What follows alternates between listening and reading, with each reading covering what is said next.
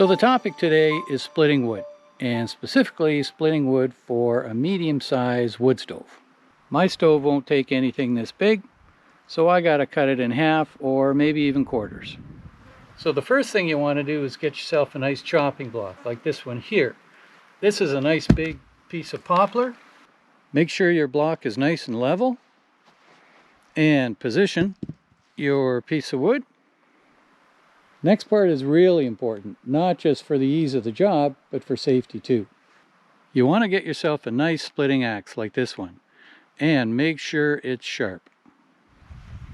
Okay, now you're going to make sure you got your PPE on, put your safety glasses, and let's split.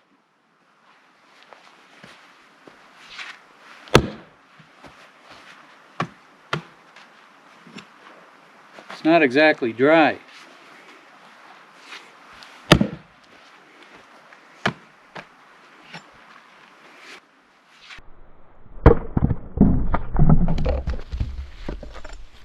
There is, of course, another way to do this, and that's to use a wood splitter like this one. Let's start it up and I'll show you how great this thing is. Little on switch. Choke it if you need to. Activate the throttle and pull start it. It's a Honda, so it'll start.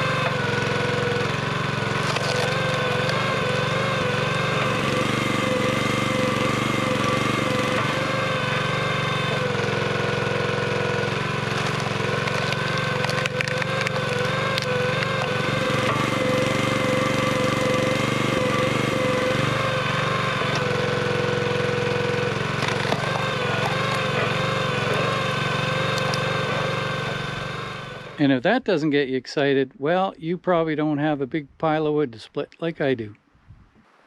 So for 25 years, I did it the old-fashioned romantic way with an axe just like this one. And then I got smart and I got myself a friend that got a wood splitter. And this, of course, is what it's all about. A nice fire to keep me warm and heat my food.